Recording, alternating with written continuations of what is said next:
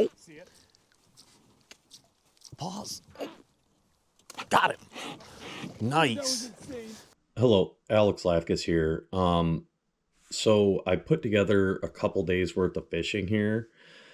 A couple days streamer fishing before the big winter front set in.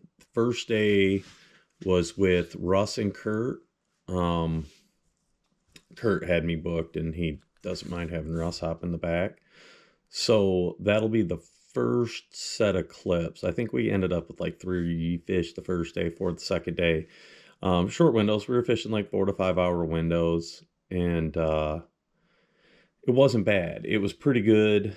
The number of fish seemed a little down, but it's getting more pressure than it was last winter at this time. So, you know, that'll impact it to some degree. That makes your 5 fish day a 2 fish day. But whatever, no big deal. It's everyone's water.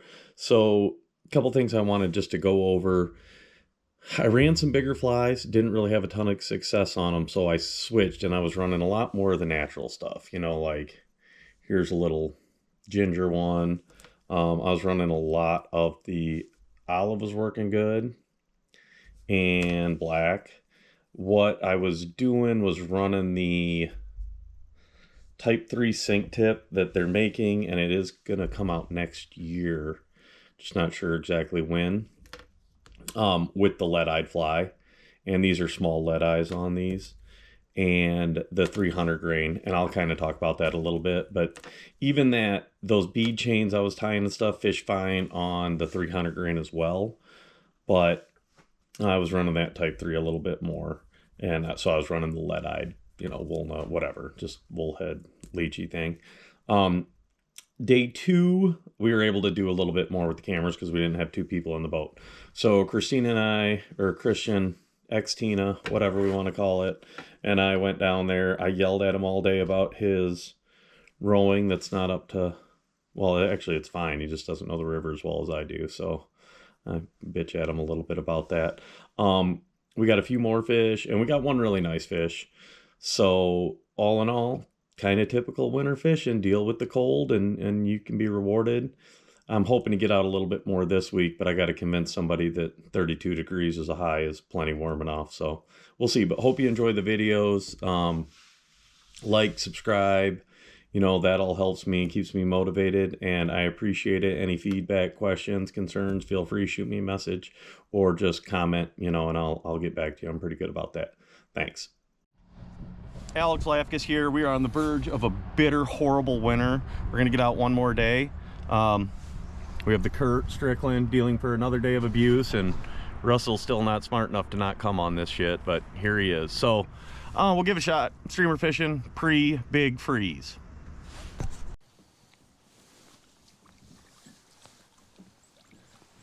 Because they used to come from up in this shit right. Oh, there you go. Nice one, nice one. Finally, it won a long way off that right though. All right.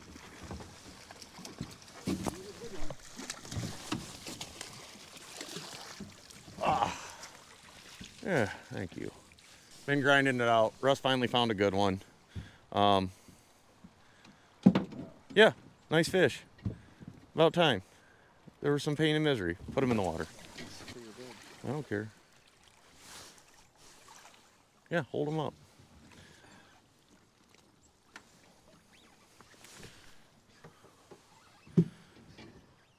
20-something incher. Not a bad looking brown trout. There you go. Give him a drink. Yep, let him run. He'll be fine.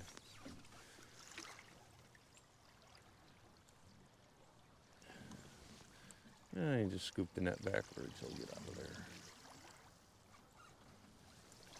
Good. Yay!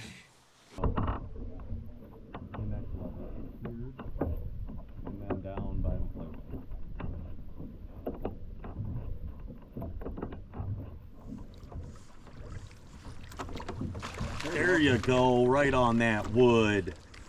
Nice fish, Kurt. Oh, he's feisty. He's a jumper. Oh, he's pissed, isn't he? Look at that thing. He's an angry savage. He was just trying to get bigger. Oh man, why is he jumping so much? Water's way too cold for that.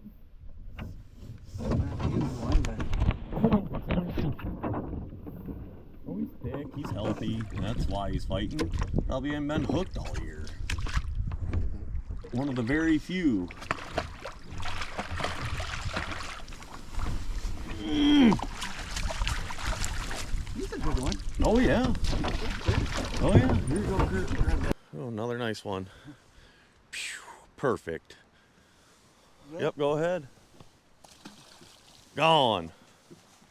Nice. Good work, Kurt.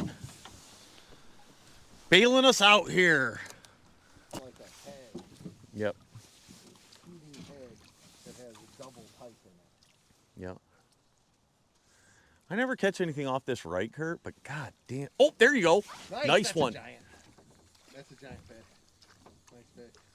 Nice one, Kurt. Right off the edge there. Ooh, ooh. Okay, I got to watch this wood pile in the middle. Strip on him. Yep, watch this wood in the center. I'm going to get down below it.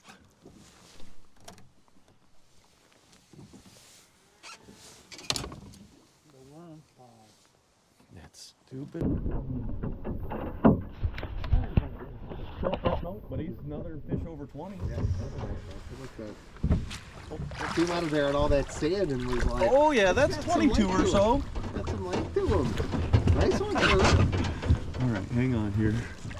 Do you want to grab that net real quick? Oh. Come on, come on, come on, come on, come on, come on. Oh, just stop. Just stop. Fire. Oh, good hook. And I think he ate it good, but that is a good hook. I think that's that, I don't know what it is. Need the pliers? Nope, nope, nope, nope. Okay. Nice fish. 20-some incher, post spawner. Good fish, Kurt. All right. You want to dump him in? He should be fine. Gone. Cold water sure helps him. Nice fish, Kurt. Yeah, good job, Allie. So we finally found a couple of fish. We started with the gut shot of giant things, and it didn't work at all. So we've kind of just mixed it up. Kurt got sick of looking at the fly I chose for him, so he made me change it. And in about 10 minutes, he caught a fish. So don't listen to your guide. Or do, but don't. I'm not sure. Heat, truck, heat. So not a bad day out there. We're wrapping up now. I fished about 4 or 5 hours. Got 3 fish over 20. Didn't see any of the big ones we were hoping to see. Had to kind of play around with flies. It seemed like the first half of the float was a little dead, but I kind of see that this time of year. Switched up and got everything on smaller natural stuff. Ran some big stuff to start. Couldn't really get them going on that. Once we switched, we started seeing some more fish. A couple peanut envy stuff, circus peanut, whatever. Kind of basic Michigan trout fare. So we'll see what we got for footage, but hopefully you guys enjoyed that. We got a bunch of snow and horrible weather coming. So we'll see what happens and how much I can get out. All right, so we're setting up. We're gonna do some winter streamer fishing today. I got a pretty good idea of the type of water we're gonna be fishing today. So I'm gonna rig 2 rods, one with the Type 3 25-foot sink tip and a weighted fly. Now I've been down here a couple days this week and it seemed like that olive shade was working kind of the best. So I'm gonna do like one of those little walnutty whatever things with some lead eyes on it. Olive and ginger. We're gonna pitch that around. I got a bunch of different stuff like that, but that's what we're gonna start with on the Type 3 with lead. The other rod I got rigged for some of the deeper holes and faster water. I'm gonna run a big olive and white bucktail, sage igniter, whatever, 8-weight 300 grain striper line, Rio striper line, both with 14-pound fluoro, brush head deceiver thingy. You can fish it slow, keep it up in the column a little bit. I like to do more of the weight on the Type 3 and then the unweighted on the 300 grain. Seems like I can get the best. I can fish them both the best doing that. So 2 rods to start, mix it up between the water we're gonna fish and go from there. Yeah, anybody who thinks you just need one sink tip is crazy. If you saw a bass fisherman fishing a tournament with one rod and reel combo, they'd never win a cent. So you got to mix it up based on habitat and the spots you're fishing, and we're going to do that throughout the day and see if we can't notice the difference doing it.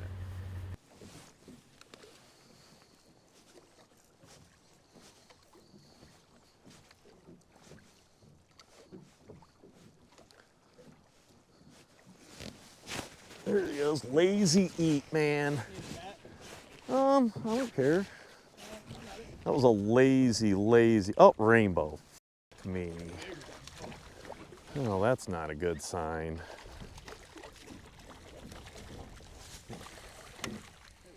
All right, row us all the way to that left. And you can just crash. That's not a good sign. Yeah, that is not a good sign.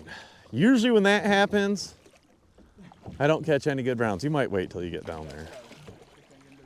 Yeah, and just push, like spin it and push the bow upstream.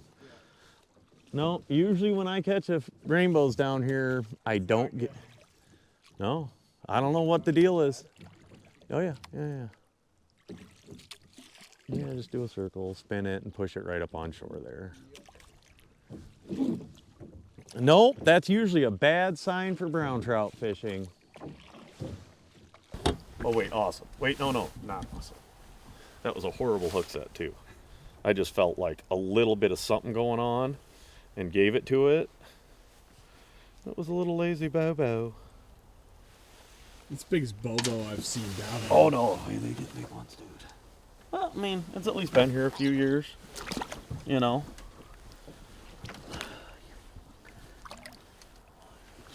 Come on, quit pretending. There you go. Nice. Well, we're not skunked. I guess. You go. I don't know. Depends on what you consider skunk. All right, hit that little soft pocket. Like, no need to hit that riffle this time of year. You hit that.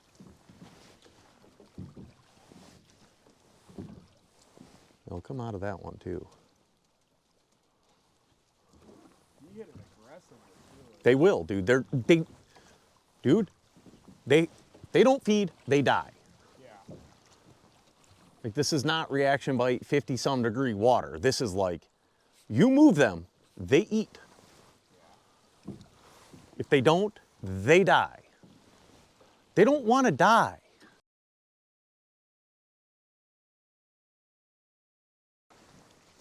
There you go. Is it? This is Cromer Brown. You're all right, you're all right, you're all right. I'm gonna get us way up in here. Is he gonna fall off on us? I'm just letting mine out. Yeah, that's all right. I got the net handy now. See, back hook, they'll do that a lot. There you go. Okay, grab that net. Let me roll us to safety and security. Solid, whatever, 16, 18, whatever, you know, just decent brown trout. You know, Christian's wearing those latex gloves right now, which are actually about the only way to keep your hands dry this time of year. But decent fish. Yeah, he ain't bad. You got to try to find a few more. All right, you ready? Yep. Oh, yeah. So a lot of what we're focused on today is really, you know, crossing some of these bubble lines and trying to keep it in that dead water. We're fishing post-spawn, and a lot of times these post-spawn fish are really going to use that slow water to recover in. You know, it's something we see here, it's something we see in Arkansas, it doesn't matter. They're going to use that slow stuff. We're not in like the utmost cold of the year yet, so they're not all just buried in the deep water, but they're using slow and a lot of shallow water yet. That's going to change here real quick. You can see I'm just trying to melt these casts through these runs as slow as I can. And just kind of work it back. We've had some fish really pile out on flies today and not choke them. which is usually a sign they've been beat on. But we're just going to kind of work that fly down deep and slow. Other side. A lot of what you're looking for in post spawn as well is like not your typical fast riffly spring type water. You're fishing some of your high water spots up from the spring that are sand and wood. Oop, that's plenty. But still kind of shallow. So like you'll see it, you should be able to see some of these substrate changes on this right. I'm really fishing this contour change slow. I need to peel this. You know, trying to fish this wood, sand, black bottom coming off. You know, you think of it as kind of frog water, but that's a lot of the stuff they're using in these kind of post spawn time of year before they all bail in. You know, it's been a decent day. You know, we got 3 fish. We've only been out here about 3 hours. Not the size. So, which is kind of uncommon for this time of year. They've been smaller, but I did do a few guide trips this week, and dude's got some big fish, bigger than I can catch. So I must be a better guide than angler, which is fine. But there was some really good opportunity, and I know we got a massive cold front coming in, so I wanted to get the guys out that I know wanted to go, and I was able to do that. And this is kind of, hell, it's Thanksgiving Day. It was the one time I could sneak out before the end of days. Massive cold front. We're just starting to hit 30-some degree water, which is, you know, you're kind of on the backside, but we're out of the 40s, so most of the fish are done spawning for the most part. A few have hung on kind of late this year, but that's, you know, kind of happened. You know, we've had a pretty warm fall. But like, I'm fishing this little olive bullhead thingy with some lead eyes on a type 3 here, and I know the guy who's been fishing down here a lot's been running a lot of big stuff, so I've kind of gone to smaller and more natural just to at least know I'm doing something different, because he's been down here about 10 days straight, which is why I think I'm seeing the behavior change than what I'm used to this time of year. But this stuff is working, and I can see it just enough to know how to strip it like just to the side of a log and then pause it. And a lot of times when you can keep some visual contact on it, that's where you're going to get bit. Like, I had a client this week where I was, you know, I was like, okay, get it in front of that spot, and then you want to pull it, and then you pause it right in that dark spot of the tree. And the second he did all of that and paused it right there, wham, he got like a 23 incher. So, you know, a lot of it is when you can fish that contour, you know, you can kind of get to the point where you can make them bite to some degree. You know, you just got it. You're feeding them more than you are praying that they come out and commit suicide. The suicide bite's great fun. Unfortunately, it's about a 3-day-a-year thing, or maybe an hour every couple of days. But if you can just kind of fish your fly in those spots, you're going to end up drumming up a lot more fish. And even on tough days, you'll be able to catch and see more fish than the other guy. Today was kind of weird. We started out catching rainbow trout, which usually the kiss of death. And it was a kiss of death because we saw no game fish while we were catching rainbow trout. And then the second we saw a nice brown trout, we haven't seen a rainbow trout since. So that's just something to keep in mind. I don't know why. I have no clue, but nature's way. It's just nature's way. The prey is not out when the predators are out. They just seem to feed on different kind of windows. I'm really working over some of this slow sand and wood, and fishing it slow, just trying to feed one. And I think that's, you know, we've jumped some fish, but our best bites have been just kind of fishing it slower and feeding it in areas. And when you lose sight of your fly, like, that's one thing I do a lot. It's like, I'm going to lose sight of it because it's just getting down there too deep. But I'll fish it off the shallow stuff where I think I can get snagged and then slow it down. And when I get to that zone where I'm losing the fly, I'm looking more at the general area gauging to see if I see a fish move. You know, if I'm losing my fly, I'm looking for that bigger shadow coming from somewhere just to try to up my odds of getting a good hook set. You know, we're dealing with ice and cold fingers and stuff, and you know, you fail a lot when that's the case. So, you know, and just trying to help your chances every time. Here's the bug of the day, just a, you know, one of them like walnut type thing, whatever, bullhead, lead eyes, sculpin-y thing. I tried black. I guess we didn't try anything bright, but whatever. We were contemplating it, and then we saw a good one, got one, moved another one. It's like, okay, well, I gotta change nothing. So that's kind of the only reason I changed, if I'm not seeing stuff. I've tried some black. I caught Mr. Rumba trout on black. Mr. Rumba trout. And it probably would have worked once the brown started moving too, but whatever. This happened to be on, and so it's stayed on.